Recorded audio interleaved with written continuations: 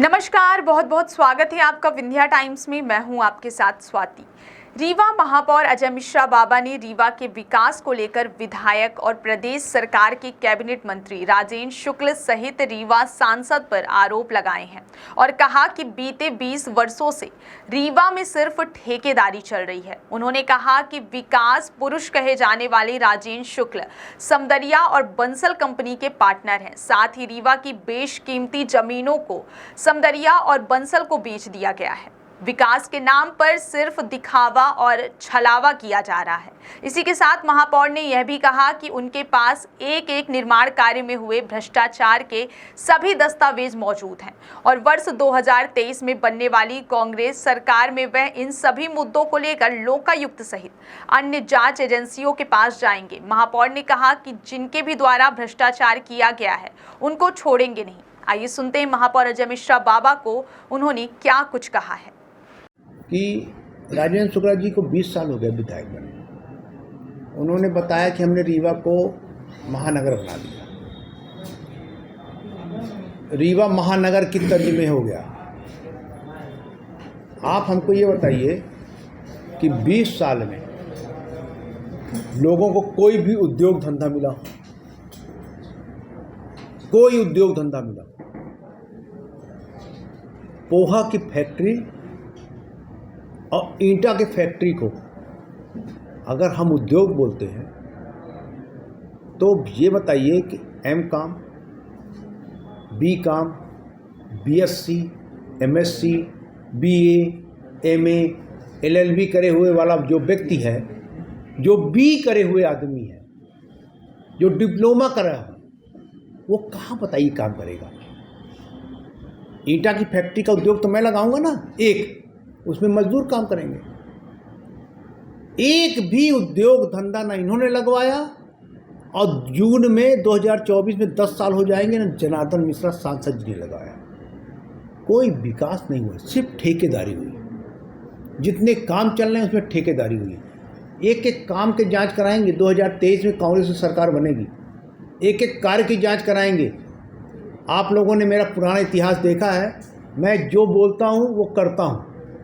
समदरिया बंसल के साथ जो पार्टनरशिप चल रही है ज़मीन बेचने की, रीवा की एक भी सरकारी ज़मीन नहीं बची, सारी सरकारी ज़मीनों को बेच दिया गया।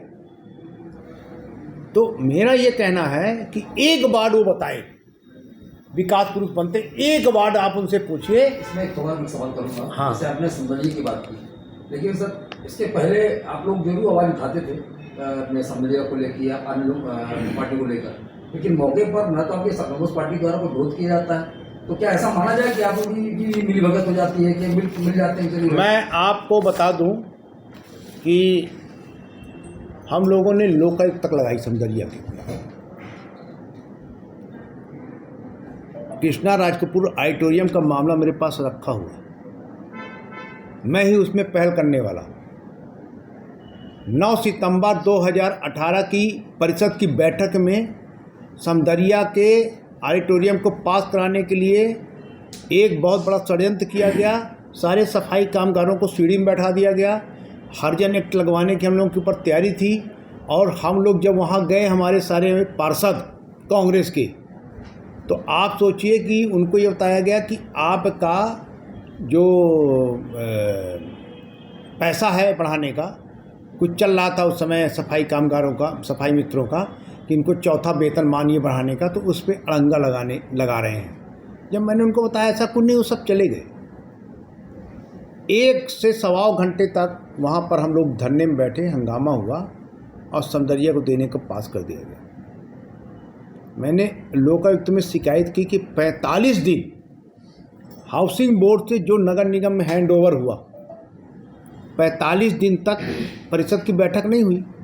नगर निगम की अगर एक पेन भी है तो अगर वो किसी को देता है तो नियम से जाएगा, फ्री में नहीं दे सकता।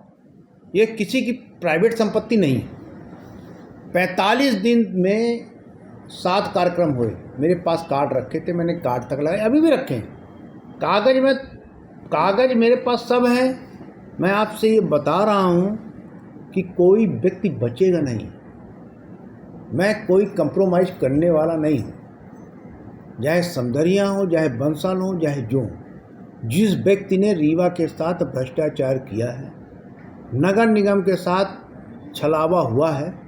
नगर निगम एक संस्था है जो रीवा की साफ सफाई व्यवस्था सब करती है। यहाँ का कर्मचारी सवेरे 5 बजे उठता है, रात को 11 बजे सोता है। जन्म से लेकर मृत्यु तक का काम नगर निगम में होता है।